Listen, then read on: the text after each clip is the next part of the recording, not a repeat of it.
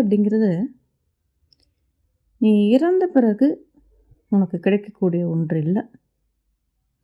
முக்தி அப்படிங்கிறது நீ இப்போ வாழ்ந்து கொண்டிருக்கும்போதே உன்னை நீ அறியும் நிலை.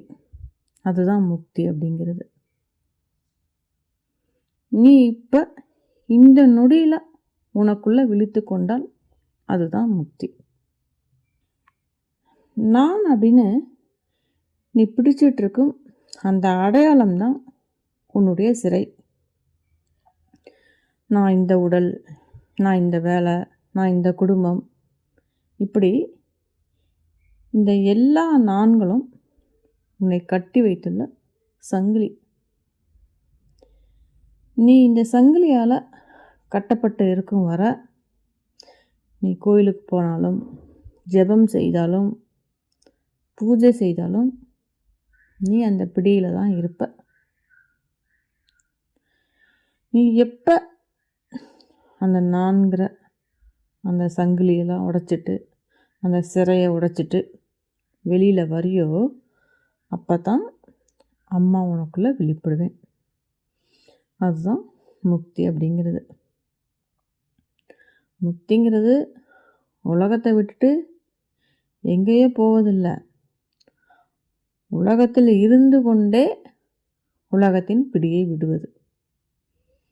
அதாவது இன்பம் வந்தால் குதிக்காமல், துன்பம் வந்தால் உடையாமல், பாராட்டு வரும்போது மயங்காமல், அவமானம் ஏற்பட்டால் சிதறாமல், ஒரே நிலையில் நீ நிற்கும் நிலைதான். அதாவது காற்று வீசும், மழை பெய்யும், ஆனால் மழை அசையாது. அதே மாதிரி தான் எது என்ன நடந்தாலும் உனக்குள்ள ஒரே நிலையில் ஒரே அமைதியில் இருப்ப. அதுதான் முக்தியின் வாசல். இந்த ஆசை, பயம், பற்று இதெல்லாம் எதிர்த்து போராடுறதல்ல. நீ எல்லாத்துலேயும் அந்த என்னுடையது அப்படிங்கிறத பிடிக்காமல் இருந்தால் போதும். அது தானாகவே பலம் இழந்து அது அப்படியே மறைஞ்சிரும், கரைஞ்சு போயிடும். முக்தி அடைகிறதுக்கு நீ எங்கேயும் போக வேண்டாம், நீ யாராகவும் ஆக வேண்டாம். இந்த நொடியில் நீ பற்றற்றவனாக இருந்தால் போதும். அப்போ அம்மா உன் செயலாக நான் இருப்பேன், உன் பேச்சா நான் இருப்பேன், உன் மூச்சா நான் இருப்பேன். அத்தனையிலையும் அம்மா உனக்குள்ளே வெளிப்படுவேன்.